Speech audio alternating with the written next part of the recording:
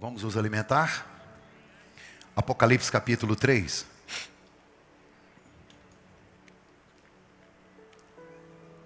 Deixa no verso primeiro só um pouquinho, tá, filho? Já já eu te peço o outro. Ao anjo da igreja em Sardes escreva: estas coisas diz aquele que tem os 7 Espíritos de Deus e as 7 estrelas. Olha aqui para mim um pouquinho. Quando a Bíblia diz 7 Espíritos, não está falando de quantidade. Nós precisamos analisar as Escrituras Sagradas, principalmente um livro que é um pouquinho mais complexo, que é o Apocalipse, que é a revelação.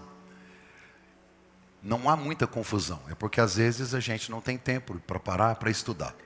Quando a Bíblia fala 7 Espíritos, não é só aqui, mas no contexto da Bíblia toda, nos seus 1189 capítulos, 31.173 versículos, você analisa toda a Bíblia.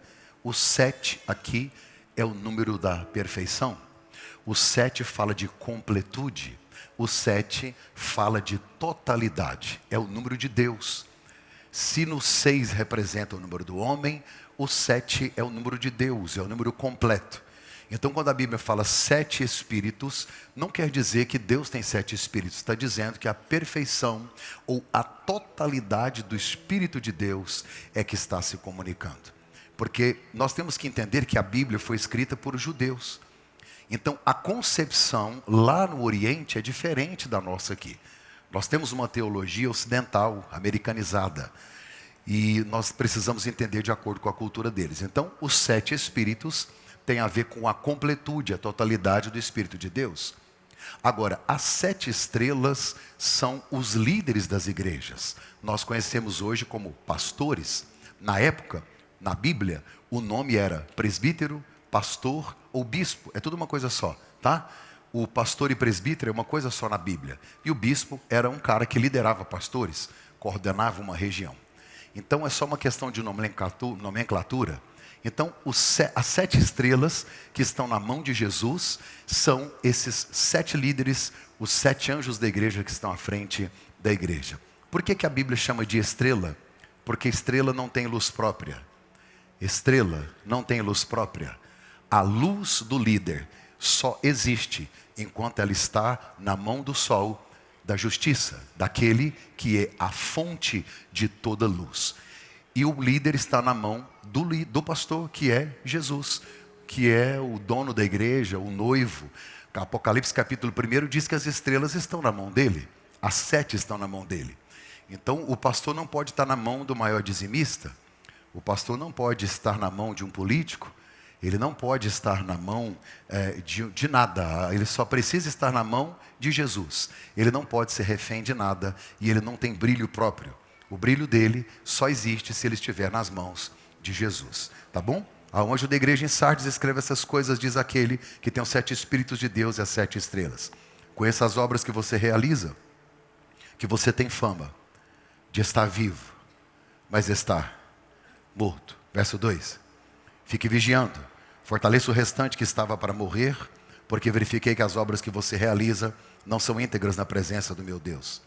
Lembre-se, pois, do que você recebeu e ouviu, guarde-o e arrependa-se. Se você não vigiar, virei como ladrão, e você de modo nenhum saberá em que hora virei contra você. Mas você tem aí em Sardes umas poucas pessoas que não se contaminaram nas suas vestes. Elas andarão comigo vestidas de branco, pois são dignas. Ao vencedor, ou o vencedor, será assim vestido de branco. De modo nenhum apagarei o seu nome do livro da vida. Pelo contrário, confessarei o seu nome diante do meu Pai e diante dos seus anjos. Vamos ler o verso 6 juntos? 1, 2, 3. Quem tem ouvidos, ouça o que o Espírito diz às igrejas. Reverendo Hernandes Dias Lopes, ele compartilhou uma história e eu achei muito interessante. Não sei se é verídica ou se é apenas uma ilustração. Um pastor assumiu uma pequena congregação de 100 pessoas. E depois de um ano ele percebeu que nada mudava na igreja. Ele sentiu que havia apatia, que não havia vida, que não havia fogo, que não havia brilho nos olhos. A igreja tinha um excelente louvor, tinha uma boa palavra, a igreja tinha uma estrutura razoável. tinha dizimistas, ofertantes, e as atividades da igreja seguiam normalmente. Não faltava atividade, não faltava compromisso, não faltava agenda. As pessoas serviam na igreja com muita excelência. Pessoas bem vestidas, uma igreja bonita, uma igreja que a sua organização, ela era admirável. Porém o pastor percebeu que faltava vida espiritual. Convocava para oração, ninguém orava mais. Convocava para jejum, ninguém jejuava mais. É como se fosse um avião no piloto automático. Sabe, faz tudo de maneira mecanizada. O pastor olhava para a igreja e via uma engrenagem funcionando. É como se não houvesse óleo de lubrificação nas engrenagens. Era uma máquina que já estava quase para viver o caos. Então o pastor no domingo de manhã anunciou que no próximo domingo seria o velório da igreja. Eu queria que vocês viessem no próximo domingo às 10 da manhã. Eu vou celebrar o culto fúnebre desta igreja. Todos ficaram assustados.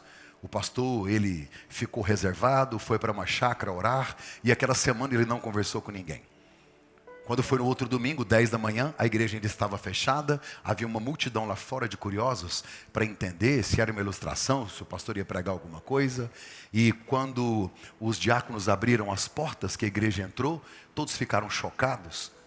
Lá na frente, no altar, havia um caixão com flores e um velório preparado. Todos extasiados, o pastor leu a carta de Sardes. E ele nem pregou. Quando ele terminou de ler, ele disse que eu queria que os irmãos fizessem fila.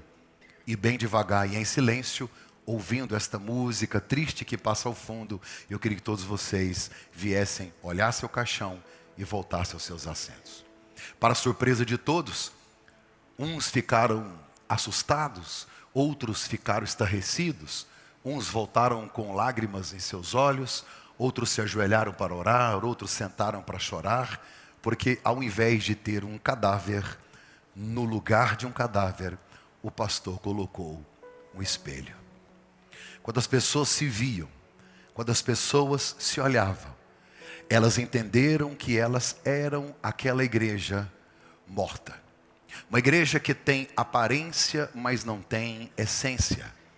Uma igreja que funciona como uma máquina, como uma engrenagem, que aprendeu a fazer, que criou seus processos, que tem a sua gestão, que tem seus recursos, que tem pessoas bonitas, que tem um louvor incrível, que tudo funciona como deveria funcionar. Só que Jesus, ele não olha para uma igreja instagramável. Jesus, ele não está com os seus olhos na imagem, na aparência ou na fama de uma igreja. Jesus, ao olhar para uma igreja, ele olha de dentro para fora. Sabe, se nós tivéssemos hoje um espelho que revelasse o estado da nossa alma, o que é que nós veríamos? Será que nós veríamos uma chama, um fogo que queima, um desejo por Jesus muito maior do que um desejo de estar dentro de uma estrutura religiosa? Será que nós servimos por Jesus ou servimos por nós? Será que nós cantamos por Jesus ou cantamos por nós? Será que nós viemos aqui como um clube social ou isso aqui faz parte de um projeto de Deus para a sua vida, com propósito, com intencionalidade sadia, saudável? Sabe, olhando para Sardes, eu fico imaginando, se Jesus escrevesse para a Family hoje uma carta, o quanto de Sardes ele encontraria em nós? Eu poderia dar a essas 7 cartas uma aplicação escatológica. Quando nós vamos estudar escatologia, o fim de todas as coisas, o Apocalipse, os grandes estudiosos, eles colocam cada igreja dessa numa etapa da vida, numa fase da igreja. Então a primeira igreja lá de Éfeso seria a igreja primitiva, quando ela começou a perder-se e se envolveu com o Estado, século III depois de Jesus, e assim sucessivamente. Se esta é uma realidade, nós estaríamos hoje então vivendo a época da igreja de Laodiceia, a igreja morna, que não era nem fria e nem quente. Isso significa que nós estaríamos no fim dos tempos, próximo ao arrebatamento da igreja, e nós estaríamos vivendo uma igreja morna. Eu quero ir além da escatologia, eu quero ir além desta aplicação. Porque observando igrejas no Brasil e no mundo, eu percebo que não vivemos uma era de Laodiceia. Sabe o que nós vivemos? Nós vivemos um pouco de cada igreja dessa. nós temos um pouco de cada uma delas. Infelizmente, nós temos igrejas que podem replicar aquilo que essas igrejas viveram lá no passado. É triste, mas é uma realidade. Como pastor desta igreja, eu preciso orientá-los a respeito do que estamos vivendo como realidade. Sabe, e cada um de nós podemos nos identificar de acordo com aquilo que essas igrejas expressaram no texto sagrado. A primeira igreja que nós estudamos foi Éfeso. Éfeso é a igreja que perdeu o primeiro amor. É uma igreja que Jesus disse que era fiel, íntegra, quer dizer, é uma igreja, é uma noiva fiel, nunca adulterou, mas não ama o noivo. Entende? Ela é fiel, mas não ama mais. Depois nós estudamos a igreja de Esmirna. Esmirna é uma igreja fiel, comprometida, porém era uma igreja perseguida. Não há nenhuma repreensão. É um momento da igreja em que ela só era perseguida, mas ela permanecia fiel. A terceira carta que nós estudamos foi para a cidade de Pérgamo, aonde inventaram o pergaminho. Na cidade de Pérgamo, o que dominava era a doutrina de Balaão. Sabe, eles serviam a Jesus, mas aceitavam também a doutrina de Balaão. E a tristeza no coração do noivo, Jesus reclama na carta desta mistura de santo com profano. Domingo passado nós estudamos Tiatira. Tiatira é a igreja que deixou infiltrar no meio dela a doutrina de Jezabel. Disse, vocês toleram esta profetisa Jezabel, falsos profetas. E hoje nós vamos compartilhar em rápidos minutos a respeito de Sardes, uma igreja que tinha fama de viva. E aí Jesus chegou e disse, vocês estão quase todos mortos. É uma preocupação que nós precisamos ter na nossa vida diária. As pessoas, elas têm muita dificuldade de ouvir mensagens como esta, porque não são palatáveis, não são apetitosas, mas são necessárias. É como uma bezetacil, é como um remédio antibiótico que vai na raiz do problema, é como uma cirurgia. Sabe, Jesus escreve 7 cartas e há 2 delas apenas elogios, mas há 5 delas Jesus traz correções muito duras, muito fortes. Mas o que me chama a atenção não é a correção como um juízo, mas é uma correção como misericórdia. É uma correção como um cuidado, é como graça. Imagina comigo se eu faço algo errado e o meu pai, o meu noivo, o meu amigo, o meu pastor não fala nada. Então Jesus não ignora o problema, ele escreve cartas. O que significa Jesus escrever carta corrigindo? É que ele está dizendo, estou te dando uma chance. Eu poderia muito bem virar as costas, te ignorar e deixar você como está, mas eu não posso. Eu te amo tanto que eu digo a verdade. Nós romantizamos o amor e pensamos que o amor é deixar fazer, o amor é concordar com tudo. Gente, evangelho é a essência de Cristo. Se Deus é amor e Ele é o centro do evangelho, então eu preciso entender que evangelho não é isso. Evangelho não é isso. Evangelho é isso. É cruz. É sacrifício, é carregar a cruz, é deixar a velha vida, abraçar uma nova vida. O que me chama a atenção é que todas essas igrejas começaram bem. Você também começou bem. Nós nos lembramos, alguns aqui que tem mais de 5 anos, 10 anos de convertido. Lembra quando você era novo na fé? Tudo era lindo, tudo era maravilhoso. Jesus, no culto, Ele falava com você a todo instante, através de uma canção, através de uma palavra. Você chorava aleatoriamente, do nada você se pegava chorando, falando em línguas. Nós vamos ficando muito seletivos, nós vamos ficando muito enjoados, nós vamos ficando muito críticos, sabe? E aí de repente não é qualquer pregador mais, não é qualquer cantor mais. A gente vai se acostumando, a gente vai se adaptando ao formato da estrutura onde convivemos, às pessoas com as quais nós compartilhamos, e vamos perdendo a essência. O começo tudo é lindo, por isso que a Bíblia diz que o fim das coisas é melhor do que o início delas.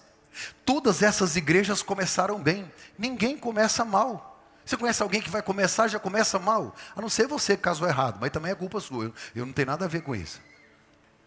A irmã ali falou amém. Fala não, irmão, seu marido está do lado. Mas todo mundo começa bem. Só que essas igrejas se perderam no caminho. O risco de nós nos perdermos é muito maior do que você imagina. Nós vamos nos acostumando com a excelência em tudo, E nós nos assentamos para assistir o que fazemos e aplaudimos, e celebramos, e gostamos. Continuamos fazendo de repente as mesmas coisas com a motivação errada. Jesus, como ele não desiste das suas igrejas, ele escreve justamente para a sua noiva. E ele escreve para Sardes dizendo, dá tempo. Vocês estão mortos, ele vai dizer, alguns ainda estão vivos. Então se vocês vigiarem, abrir os olhos, de repente dá tempo de resgatar esses poucos que ainda estão respirando, que estão entubados, que estão numa UTI espiritual, mas que ainda podem ressurgir. Sardes e a sua igreja eram famosos. Sabe, se você olhar o texto, você vai ver que a igreja repete a mesma coisa da cidade. São famosos, são ricos, e é uma história impressionante. Como a gente gosta de bater no peito e contar a história. Sabe com quem que você está falando? Sabe, você não pode deletar a sua história. Acho que você tem que ter consciência de quem você é. Você tem que ter a certeza, nem crise de identidade, quem você é, de onde você veio. Está tudo certo. Só que Jesus, o foco dele não está na história que eu vivi. Ele está no presente que eu vivo. Sardes era uma cidade das mais antigas e mais célebres. Para você ter uma idade, houve, há um tempo atrás, antes da Pérsia, antes da Grécia, antes de Roma, o império de Lídia. E Sardes era a capital. Sabe por quanto tempo? Mais de 1000 anos. Mais de 1000 anos como capital de Lídia, que era o maior império antes desses que eu te falei. Então era uma cidade que era muito rica, muito poderosa. Em Lídia e em Sardes reinou um homem chamado Cresso. Este homem era reconhecido como o homem mais rico da época. Este homem tinha muito dinheiro. Era tão poderosa a sua riqueza que se espalhou essa fama. Quando eu estive lá agora no sítio arqueológico de Sardes, para chegar lá, você tem que subir no pico de uma montanha. A cidade não estava só apenas num pico, como ela toda murada. Havia uma muralha muito forte, uma muralha larga, poderosa, ao entorno de Sardes. Ela ficava lá em cima. E como ela era a capital da Lídia, o quartel-general de todo o império era lá. Lá era a base dos generais, dos soldados, do treinamento. O exército, a força ficava lá. Era uma fortaleza intransponível, impugnável.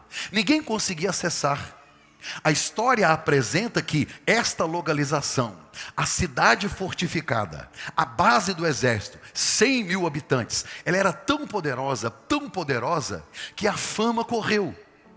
Só que tem um problema. Ela era tão conhecida como uma cidade forte que ninguém vence, que ninguém consegue, que ninguém entra, que ninguém se aproxima, que o próprio povo começou a acreditar. Inclusive, quem devia vigiar, parou de vigiar, porque não precisa mais vigiar. Nós somos tão importantes, tão fortes, tão famosos, que ninguém tem coragem de vir aqui. O que os sentinelas fizeram? A história diz que eles foram dormir. Mas ninguém vai vir aqui. Eu sou rica, Cresso é o meu rei. Eu tenho uma muralha tão forte e intransponível, e o exército mais poderoso, os vigias não vigiaram. Os sentinelas foram dormir. Quem deveria estar vigiando? Dormiu. É história isso, eles dormiram, eles baixaram a guarda, ficaram acomodados. E quando nós nos acomodamos, nos tornamos vulneráveis. A história diz que no ano 529, Ciro abriu buracos embaixo das muralhas, entrou na cidade e pegou todo mundo dormindo. Depois Alexandre o Grande, depois Roma. Por 3 vezes essa cidade é invadida, porque não vigiavam. Faz parte da história. Aí você entende Jesus olhar para a mesma igreja que está na cidade e que conhece a história e dizer assim: se vocês não vigiarem, o restante que está vivo vai morrer. Se vocês não vigiarem, virei como ladrão. O que Jesus está dizendo? É de surpresa.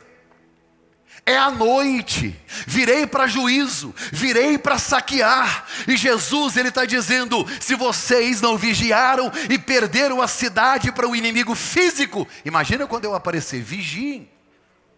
Então Jesus vai aplicar verdades espirituais a uma cidade que tem um contexto cultural, histórico, relacionado ao que Jesus fala. A cidade era muito rica. Quando você sobe nas ruínas de Sardes, de lá você ainda vê o rio Pactolo, a maior fonte de ouro que existia no mundo antigo. Então quando você anda lá nas ruínas do comércio, você vê muitos lugares onde tenham ourives, artesãos, joalheiros, refinarias. Tem evidências de que a maior extração de ouro daquela época sempre foi em Sardes. Na época que Roma dominou aquele lugar, na época desta carta, Sardes já não tinha mais tanto ouro, já não tinha mais tanta riqueza, mas tinha fama. E tem uma coisa que aconteceu em Sardes que você precisa saber, porque eu não sabia, eu descobri lá. Desde os tempos antigos, a Bíblia fala de peças que eram trocadas no comércio como ciclo de prata. José do Egito foi vendido por ciclos de prata. O ciclo de prata é um pedaço de prata, é uma peça, moeda, cunhada, redonda, com a cara do imperador, nasceu em Sardes. O que você conhece hoje como moeda, nasceu em Sardes. Moeda, cunhada, nasceu em Sardes. Eu comprei lá moedas da Grécia e de Roma. Comprei denários e comprei dracmas. Comprei réplicas para a gente conhecer. Por que o senhor não trouxe? Porque é pequeno, não ia dar para todo mundo ver, e alguém ia querer levar, e eu não vou dar. Eu guardei, escondi, é melhor eu só te contar. Pronto. Mas foi em Sardes que surgiram moedas.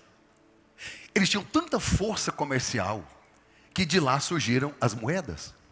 Uma outra curiosidade de lá é que a maior sinagoga do mundo antigo está em Sardes. As ruínas estão lá até hoje. Os mosaicos no chão da sinagoga são os mais bem elaborados. Um lugar que havia mosaicos era um lugar de riqueza, porque era caríssimo para fazer aqueles desenhos no chão com pequenas pedras coloridas. Quando você entra na sinagoga lá em Sardes, uma coisa que chama muita atenção são símbolos cristãos numa sinagoga. É muito esquisito, porque a sinagoga era muito grande. Tudo bem, então é forte os judeus? Sim, os judeus lá são muito fortes. Só que havia símbolos cristãos na sinagoga. Gente, eu não sei se você entendeu que judeu e cruz não combina. Judeu e cristão não funciona.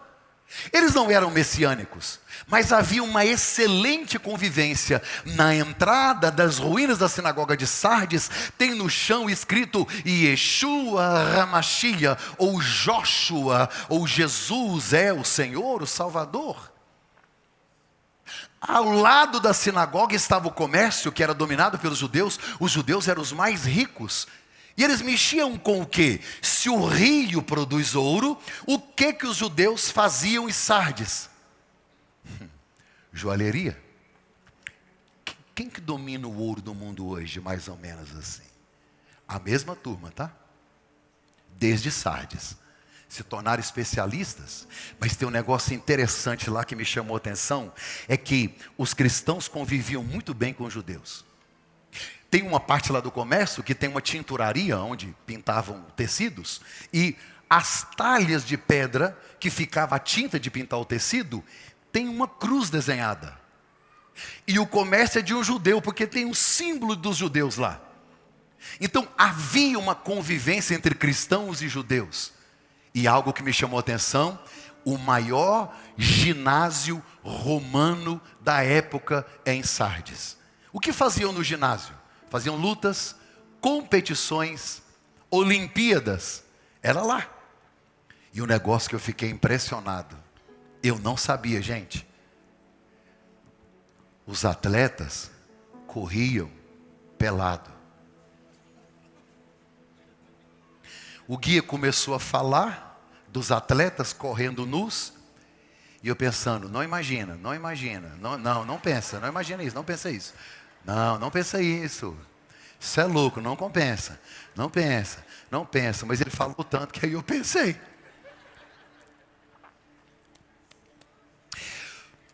Quando você for na Turquia e que você chegar nas ruínas de Sardes, você vai perceber o seguinte: tem uma sinagoga grande, tem uma rua do comércio enorme e o ginásio. É tudo junto. É o único lugar que a sinagoga e os cristãos estão ao lado do ginásio. Por que nos outros lugares não estão? Porque cristãos e judeus nunca se envolviam em ambientes desse tipo. Porque não eram só atletas lutando, correndo e competindo nus. É porque todos eles tinham uma devoção ao Deus do lugar para que pudessem competir. Então você percebe que em Sardes, a sinagoga, o ginásio, o comércio eram um complexo só, tudo junto. Os judeus não ficavam constrangidos ao passar pelo ginásio, ver homens nus e entrarem na sinagoga para celebrar. Cristãos também não ficavam constrangidos ao passar por ali, ou entrar numa sinagoga, ou entrar no culto, era tudo uma coisa só. A presença judaica era forte, e símbolos cristãos foram encontrados naquela sinagoga. Então nós temos em Sardes as moedas cunhadas, ouro, prata dos judeus, um grande comércio, uma sinagoga grande, o templo de Ártemis enorme, dentro do mesmo complexo, e um grande ginásio onde as pessoas corriam. 5 verdades e eu falo aqui em 20 minutos. Primeira verdade que eu aprendo sobre essa igreja: uma igreja com aparência, mas sem essência. Sabe, reputação é o que as pessoas pensam sobre você. Essência, caráter, é o que Deus sabe sobre você. Sardes, ela tem um nome forte, mas a vida fraca. A fama dela vem do passado. Porque na época da carta, ela já não tem mais nada. O rio já não produz mais ouro. Já não tem mais o exército poderoso que tinha. Quer dizer, ela tem nome do que viveu. Ela tem uma fama enorme, mas não tem mais nada, acabou. E a igreja nessa cidade reproduziu o mesmo padrão. Foi uma igreja cheia de Deus, foi uma igreja viva, uma igreja cheia do Espírito Santo, que agora repete padrões, que agora mecanizou os processos, que agora tem culto, tem reputação, tem aparência, tem evento, tem tudo, só não tem vida. O nome é conhecido, mas o coração não está aceso. Tem aparência de força, mas não tem vigor diante de Deus. Sabe, a fama, ela pode impressionar homens, mas não impressiona Deus. Não.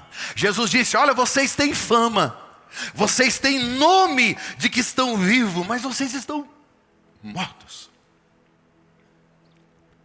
Se Jesus hoje viesse participar de um dos nossos cultos, eu sei que Ele poderia elogiar nossas luzes, elogiar a nossa estrutura, a acústica da igreja. Quem sabe Ele iria elogiar a maneira como a exposição bíblica é feita, o louvor cristocêntrico, tudo isso é muito importante. Sabe, nós podemos ter liturgia, estrutura, tradição, ministérios, ação social, presença na sociedade, relevância na rede social, e mesmo assim estar morrendo por dentro. Porque Goiânia conhece a Family como uma igreja para fora, uma igreja que alcança e toca a comunidade, que vai nos hospitais, nos presídios, que pega seus profissionais de maneira voluntária e alcança as comunidades lá fora. Isso não está errado. O problema é que Jesus, ao olhar, Ele não assiste a matéria do Jornal Anhanguera, não assiste a matéria do SBT, Ele não está de olho no instagramável, Ele não passa os nossos carrosséis, Ele não está olhando para o meu terno, para o meu cabelo, o meu microfone auricular. Ele não quer saber quanto custou a cadeira, ou se tem milhões investido aqui. Não muda nada, porque essa estrutura é para nós, é para homens, é para ficar confortável, é para ficar agradável, mas Ele olha para nós de dentro para fora, e Ele não quer uma igreja cheia, Ele quer gente cheia. É isso que Jesus quer. Pessoas cheias. Pessoas cheias. E não apenas uma fachada. Se Jesus fosse olhar só para a história, não é isso? Tem uma família que veio para a nossa igreja. Eles saíram de outra igreja, e da onde eles saíram, os líderes disseram: mas você vai deixar uma igreja que tem tantos anos? Tá, eu não entendi. Tá, o que tem a ver? Eu não entendi. Qual que é a lógica de tantos anos? Não é a quantidade de anos. Não. Não é a quantidade de anos. Não é a tradição. Não é a estrutura. Não é o tamanho do prédio. Não é a minha gestão. Não é se tem estrutura ou não. Ah, mas tem estacionamento? Não tem. Ah, um infantil? Não tem. Não é isso. Isso nós analisamos humanamente falando, porque nós precisamos. E se fosse errado, a gente não fazia. O problema não é estar errado. O problema é focar na aparência, na estrutura e esquecer o principal. A maior tragédia de Sardes é parecer saudável, porém está entubada numa UTI espiritual. Ela parece. Gente, quarta-feira eu preguei em Brasília. Quinta-feira eu preguei aqui no Macapá. Sexta-feira eu fiz um casamento em Goiânia e mais 3 reuniões. Sábado eu fiz um casamento no Rio de Janeiro. Hoje eu já estou na minha segunda mensagem aqui. E amanhã eu participo de um podcast do Dizascope com o Douglas Gonçalves. Todas as vezes que eu sento numa mesa, ninguém pergunta dos meus filhos, da minha mulher, ninguém pergunta, quer saber se eu prego, não. Qual que é a primeira pergunta que eles fazem? Me explica lá, essa family. Por quê? Instagram. Porque quem faz os carrosséis, lá do outro lado, pessoas na América do Sul, América do Norte, América Central, pessoas no Japão já me chamaram. Eles estão impressionados ao ver os vídeos. Eles ficam impressionados porque aqui cabe 3.500 pessoas, eles acham que cabe 10.000. Porque a gente multiplica, porque você olha os vídeos, você olha. Não é difícil você manter uma reputação, não é difícil você ser instagramável, como Sardes guardar a imagem.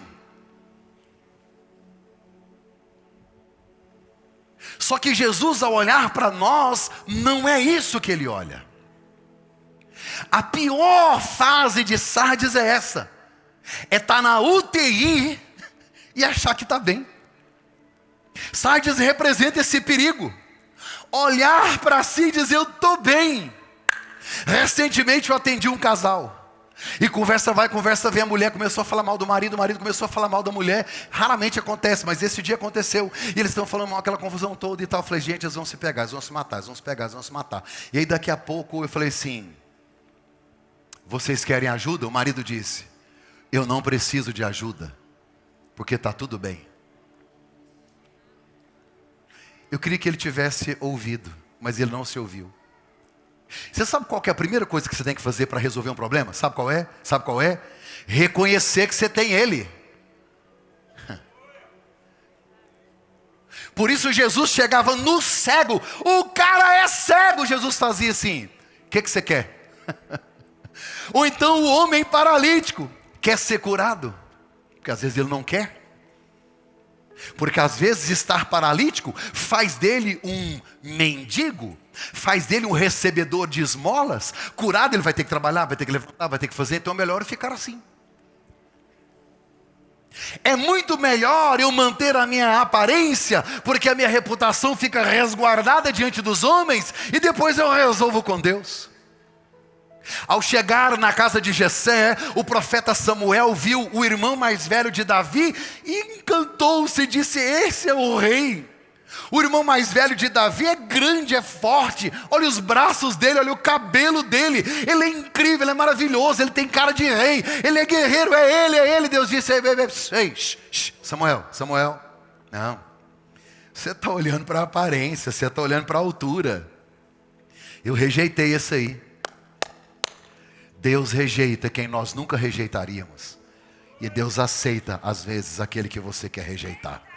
Deus olhou e disse para Samuel, você vê como o homem vê, eu não.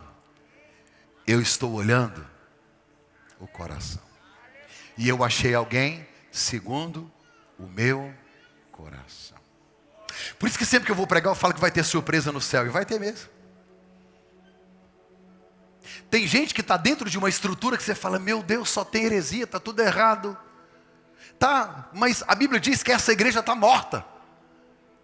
Essa igreja está morta. E Cristo disse, aí dentro ainda tem alguns. Sempre tem. A igreja como organismo vivo, ela vai ser encontrada por Jesus em vários lugares. Ou você está achando que todo mundo que está aqui dentro vai no arrebatamento da igreja? Eu vou. Alguém aí vai? Hã?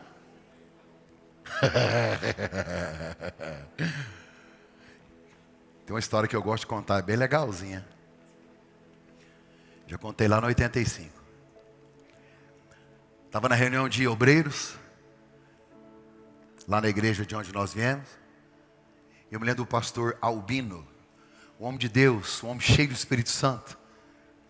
Um homem que desbravou esse estado de Goiás aí. E ele falando do arrebatamento da igreja. Ó, o arrebatamento está chegando e nós vai tudo de caravana. Quem vai na caravana? Nós vai tudo junto. Povo, ei, aleluia, lá, oh, the off, the power, the quem, povo fala em língua, coisa e tal. E chegou um candidato na hora, ele não é crente não. E ele ouviu negócio de arrebatamento, caravana.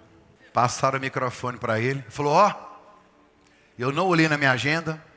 Não sei se eu vou conseguir estar no dia dessa arrebatação aí. Mas pode ficar tranquilo que os ônibus da caravana é por minha conta. Pode deixar. Tá. Então tá bom, hein? Estamos até hoje esperando. Vocês acham bom, né? O ídolo de Sardes é a imagem. Uma igreja instagramável. Tem reputação, só não tem caráter. Uma igreja que vive de pompa e não de princípios. Investiu na aparência e perdeu a essência. Esta é uma geração que o ídolo é a imagem. Da mesma maneira como nós utilizamos o excesso de filtro no Instagram, usamos na vida real, usamos na vida espiritual, a gente vai filtrando. O que fazemos na rede social é só reflexo do que nós já carregamos. Inteligência artificial. Pegaram uma foto minha, colocaram eu com uma camisa apertada, uns músculos desse tamanho, eu fiquei tão lindo, tão maravilhoso, que eu não postei nem essa e nem a real. Falei, que vergonha que eu tô de mim, do meu eu mesmo. Falei, meu Deus, que vergonha. É tanto procedimento estético.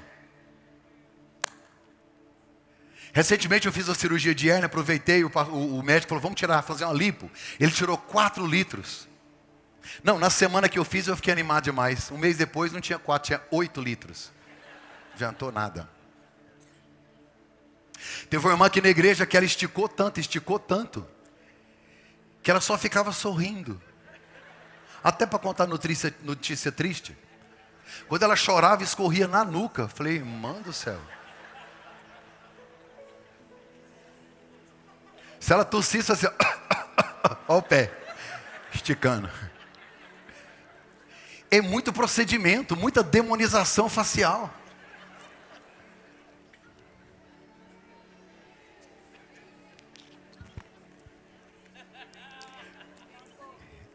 Isso se replica na vida espiritual também. Esse excesso a gente tenta em tudo. Em tudo. Sabe, nós queremos ajustar as coisas. Nós queremos parecer ser. Sardes é uma igreja com aparência, mas sem essência. Segundo, uma igreja que mente para si mesma. Uma igreja que mente para si mesma. O maior perigo da igreja é não perceber sua decadência. Mente tanto sobre aquilo que se torna uma verdade para ela mesma. Ela mesma acredita na mentira. Está morta e está dizendo, estou vivo, estou vivo, estou vivo, estou vivo. E sabe, e está respirando por aparelhos. A minha responsabilidade como pastor é dizer a você, bora fazer uma autoanálise, uma autoavaliação. Examine-se, pois, o homem a si mesmo.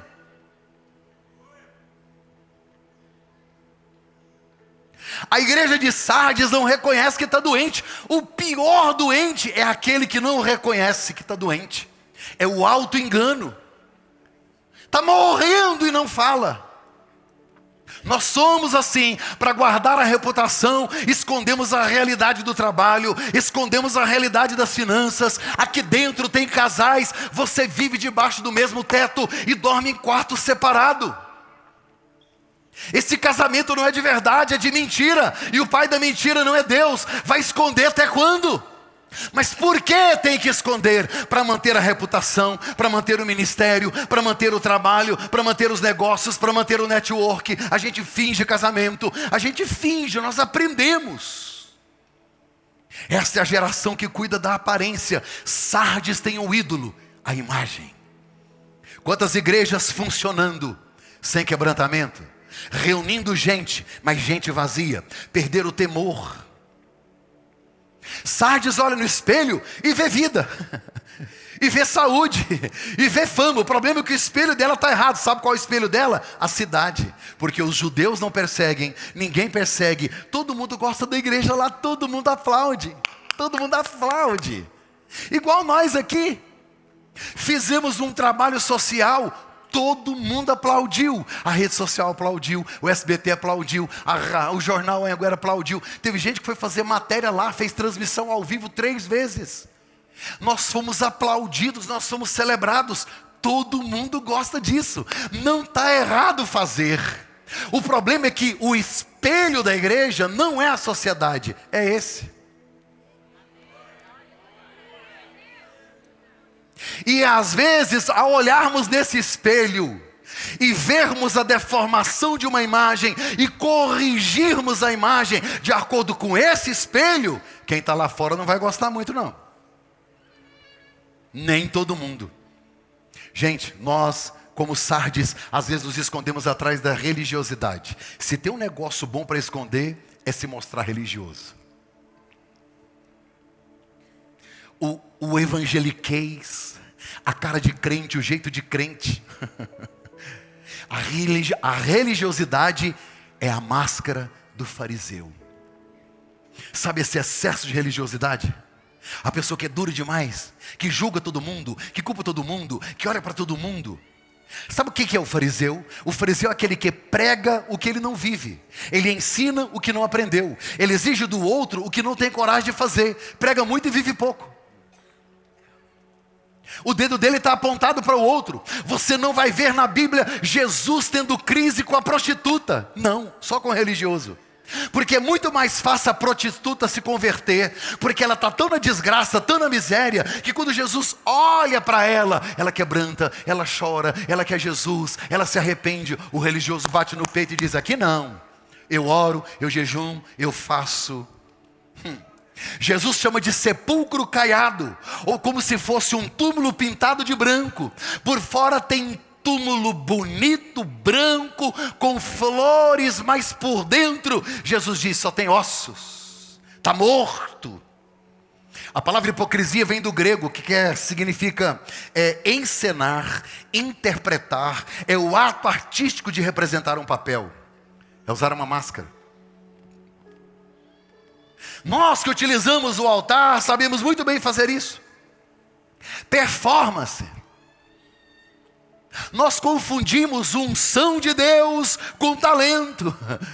Às vezes a pessoa fala mais alto, às vezes ela conta uma história e nos emociona. Ou então o pregador que grita, você diz, tem unção. Aí outro que diz, meus irmãos, isso aí não tem unção. Não, isso não é unção, isso é talento. O fariseu sabe que é muito mais fácil encenar do que adorar. Porque a encenação exige treino. A adoração exige vida. A encenação você faz todo dia, você vai treinando ela. A adoração não, é uma vida inteira.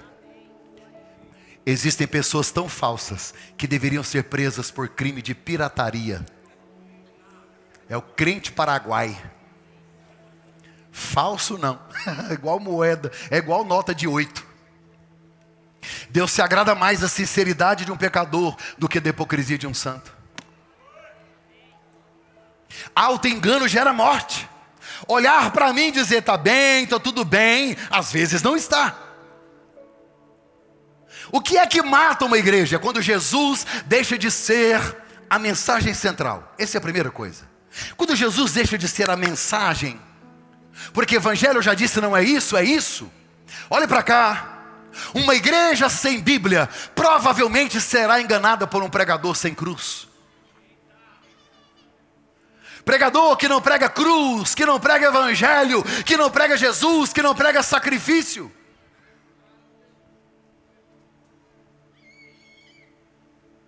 Quando é que uma igreja está morrendo? Quando Jesus e a cruz deixaram de ser a mensagem. Quando o culto não é para homem. Olha, quando o culto não é para Deus, é para homem. Eu não importo de comemorar o meu aniversário. Pergunta a todos os meus líderes. Pode comemorar. Não faça um culto para mim. Se fizer, eu vou embora. Ah, mas tem que honrar. Beleza, me dá um abraço, faz um pix. Se ficar me lambendo aqui, beijo na mão.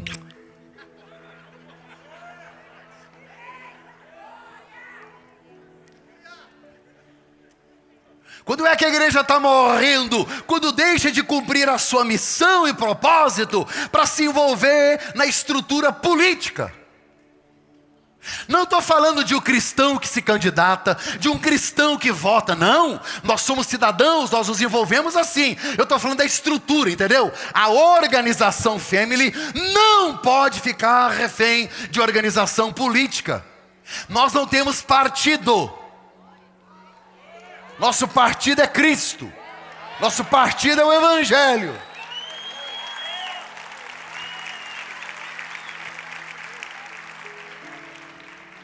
Quando é que uma igreja morre? Quando ela valoriza mais a estrutura do que as pessoas. O dia que alguém que serve nesta igreja, serve na porta, serve ali, e de repente não tem o que comer em casa, e eu estou trocando som e telão, que Deus me mate.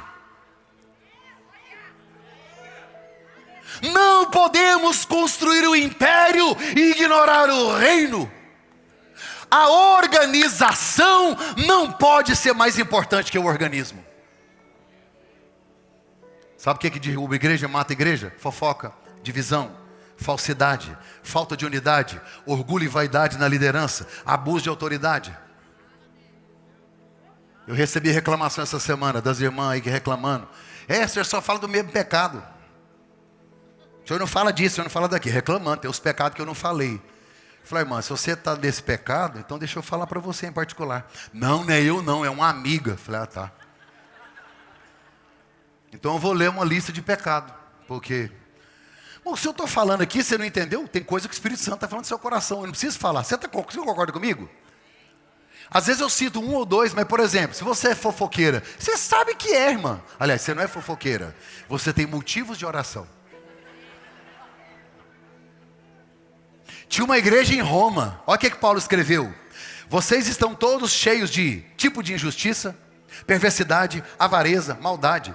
Cheios de inveja, homicídio, discórdia, engano, malícia. Aí tem gente que é difamador, caluniador, inimigo de Deus, insolente, arrogante, orgulhoso, inventor de mal, desobediente aos pais, insensatos, desleais, sem misericórdia.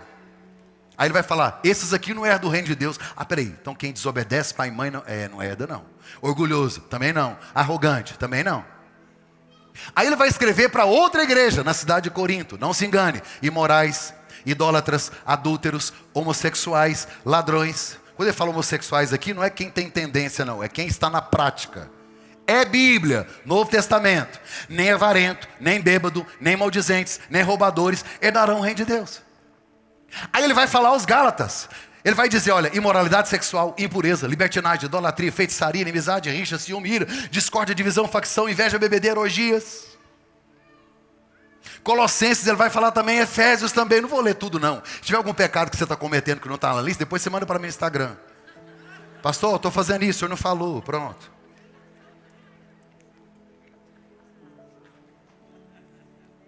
Isso é louco.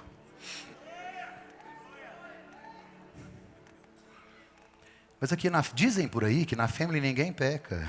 Será? Dizem que aqui não tem fofoqueiro, será? Não, diz que aqui não tem grupinho, sabia? Não tem. Tem grupão. Um dia eu estava pregando e falei assim, irmão, larga de ser chato. Lá tem panelinha, faz a sua. Aí o pessoal foi falar, o pastor está incentivando as panelinhas. E falou, essa geração é doente. Olhe para cá. Sardes não foi atacada por inimigos? Sardes não foi atacada por Balaão, pela doutrina de Balaão, pela doutrina de Jezabel, não foi atacada por falsos apóstolos, nem por falsa doutrina, não foi perseguida pelos judeus, não foi perseguida por Roma, não foi enganada, não. Pastor, então o que aconteceu? Sardes não foi assassinada, Sardes cometeu suicídio.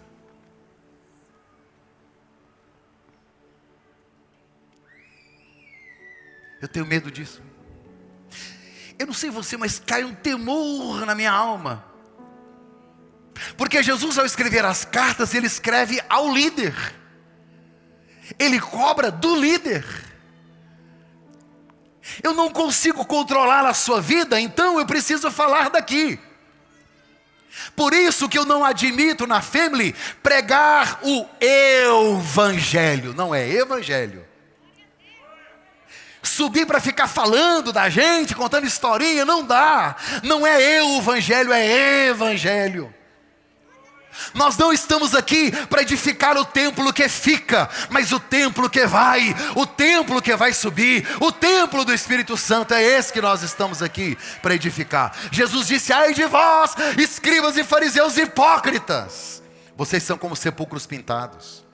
Vocês estão belos por dentro, mas cheios de ossos por fora. Sardes mente para si mesma. E eu vou encerrar no terceiro ponto. Uma igreja que parou de vigiar. A cidade não vigiava mais. Por quê? Ninguém vai vir aqui não. Ninguém vai atacar não. Nós somos a capital da Lídia. Ei. Nós temos muro. O exército é aqui. Os vigias pensaram a mesma coisa. Eles pensaram assim: peraí, nós estamos vigiando à toa, irmão. Tem quase 1000 anos que Lídia tem como capital Sardes. Ninguém invadiu. Nós ficamos aqui igual trouxa vigiando. Vamos dormir nesse dia. Ciro entrou. Eu nunca me esqueço. Meus pais estão aqui, sabem disso. Eu tive um pastor bem moreno, bem negro mesmo, o pastor Balbino. Ele ia lá para casa para eu lavar o Passat dele. Alguém aqui sabe o que é Passat? É, querido. Aí eu comprava para ele uma Pepsi bem gelada, punha gelo num copo assim de alumínio. Nunca esqueço. Cortava o limão, punha gelo e punha uma Pepsi. Aí ele sentava e ia ver eu lavar o Passat branco dele. E ele conversava comigo. Eu era adolescente. Ele falou para mim assim: filho, você já viu um pica-pau lá na roça? Eu falei: não, acho que nunca vi não. O diabo é igual o pica-pau. Todas as vezes que você prestar atenção no pica-pau, tem um tronco de uma árvore. Ele vai lá na árvore e faz assim, ó. Aí ele vai do outro lado. Aí vai do outro lado. Aí vai do outro lado. Quando ele percebe que está oco, não faz toque, faz assim, ó. Tum. Aí você vai ouvir ele fazer assim, ó. Porque ele não insiste onde é forte. Ele descobre a vulnerabilidade, o ponto fraco, porque ele sabe que o corozinho que ele quer comer está ali. Aí ele só insiste no mesmo lugar. Se a gente não vigiar. O diabo não brinca de diabo. A gente brinca de crente. O diabo é um psicólogo milenar. Ele conhece as taras e os desejos do Mac. Ele conhece o mais íntimo da minha alma. Porque há 50 anos que ele me estuda. Porque se ele me derrubar, é um projeto inteiro que vai para o chão. Você está entendendo? Porque os pecados de um líder é o líder dos pecados. Imagina o peso que está aqui. E você não está sozinho nessa. Você é a Bíblia que a sua família está lendo. Você é testemunha do Cristo vivo. Você é corpo. O corpo de uma cabeça viva, que é Cristo. E uma cabeça viva jamais permitirá membros mortos. Eles podem ser amputados. Por isso que Jesus disse: Seja vigilante. A cidade caiu porque não vigiou. Vocês também não estão vigiando. Acordar, despertar, colocar um sentinela na guarita, olhar não é uma opção, é uma ordem. Aí Jesus está dizendo: lembra do que vocês receberam. Lembra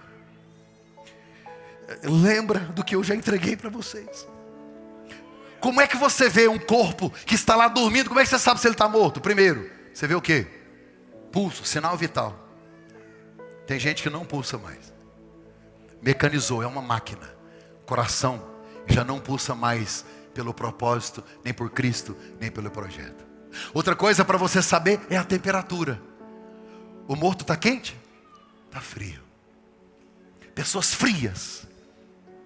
Sabe, tem comichão no ouvido, a palavra não aquece, a palavra não queima, almas não são seu foco mais. Ele não está nem aí com mais nada, não tem vida de oração, nem de palavra. Acabou, morreu, frio.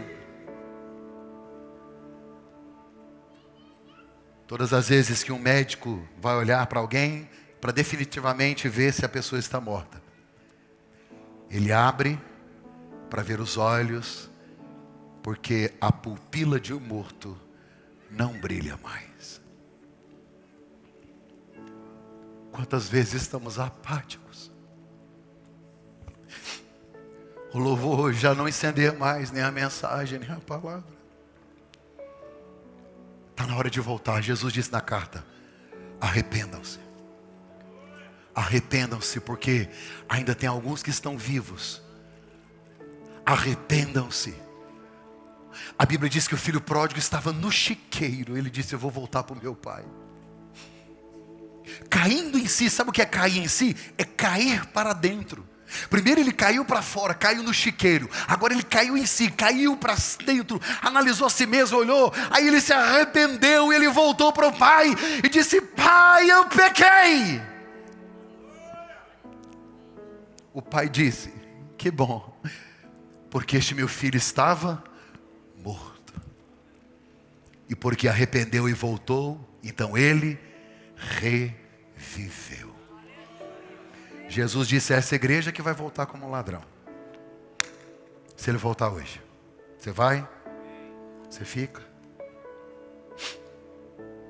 Você vai? Você fica? Poucos fiéis, remanescentes, mas estavam lá. Jesus encerra com promessa: vestes brancas? Vestes brancas. Por que é importante vestes brancas? Porque no capítulo 1, ele está vestido de vestes brancas. Sabe o que ele está dizendo? Vocês vão parecer comigo. Vestes brancas fala de eternidade, salvação. Ele diz: se você continuar fiel, eu não vou riscar o seu nome do livro da vida. Porque é importante não é ter seu nome no hall de membros, não é ter seu nome na escala, não é ter seu nome no meu WhatsApp, é ter o seu nome no livro da vida. Porque eu vou confessar você diante do meu Pai. Lembre-se, pois, do que você recebeu. Guarde. Arrepender é mudar de direção, é metanoia, é mudança de mentalidade. Family, encerro dizendo que nós não podemos ser uma igreja de aparência, mas de essência. Uma igreja que mesmo forte, continua vigiando. E uma igreja que reconhece que precisa de arrependimento. Porque nós somos o corpo de uma cabeça viva. Em João 11, Jesus Cristo, ao chegar diante do túmulo de Lázaro, ele disse: Marta, seu irmão vai ressuscitar. Eu sei, na ressurreição do último dia. Jesus: não. Eu sou a ressurreição e a vida. Se alguém crê em mim, ainda que esteja morto, viverá. Eu queria que vocês se colocassem em pé. Nós vamos orar para encerrar. Se você puder, junto comigo, coloque a mão no seu coração. Examine-se, pois, o homem a si mesmo. Senhor, nós não queremos ser uma igreja de eventos. Nós não queremos ser frequentadores de culto.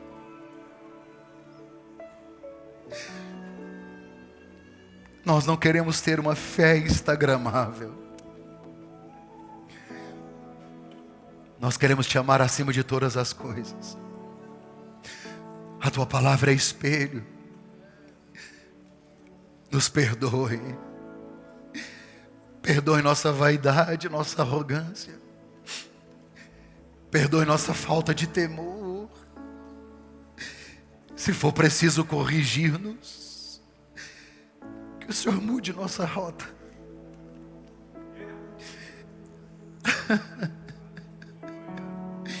A fêmea é do Senhor. Que a gente não se perca no caminho.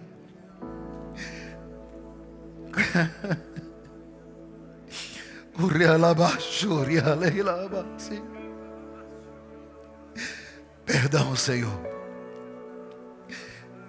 Perdão, Senhor, pela nossa religiosidade. Perdão por achar que aqueles que não conseguem ser tão santos como nós são inferiores a nós. Perdão por não olhar como o Senhor olha. Perdão por aceitar aplausos dos homens e esquecer a celebração do céu. Não nos deixe perder. Não nos deixe sair do caminho nem da rota.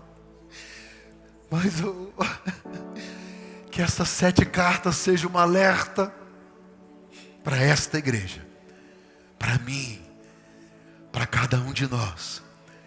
Perdoa-nos em nome de Jesus.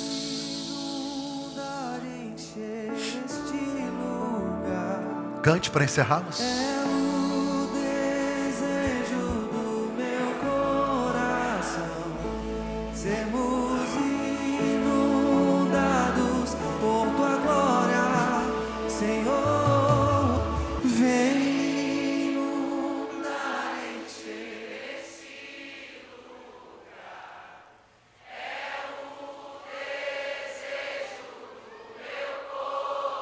Sermos inundados. Por tua glória, Senhor. Que a glória do Senhor alcance você essa semana. Que você seja confortado e confrontado pelo Espírito Santo. Receba essa palavra hoje como uma palavra pastoral do Jesus que ama você e que quer que você viva, ressuscite e tenha uma semana sobrenatural. Eu abençoo você e sua casa para viver o melhor de Deus. Que o Senhor te abençoe e te guarde. Que o Senhor faça resplandecer o seu rosto sobre ti e que Ele tenha misericórdia de ti. Que o Senhor sobre ti levante o seu rosto e que Ele te dê a paz. A paz. Se você recebe essa paz, aplauda Ele glorificando. Deus abençoe a todos. Tchau, family.